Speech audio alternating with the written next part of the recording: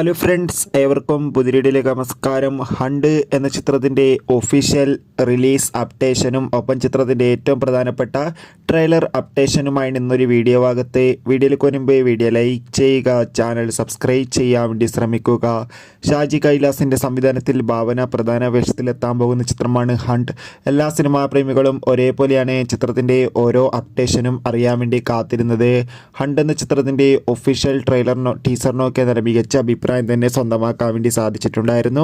അങ്ങനെ കാത്തിരിപ്പിനൊടുവിൽ ചിത്രം ഈ വരുന്ന ഓഗസ്റ്റ് 9 തിയേറ്ററുകളിൽ എത്തുമെന്ന് ഇപ്പോൾ കൺഫേം ആയിട്ടുണ്ട്.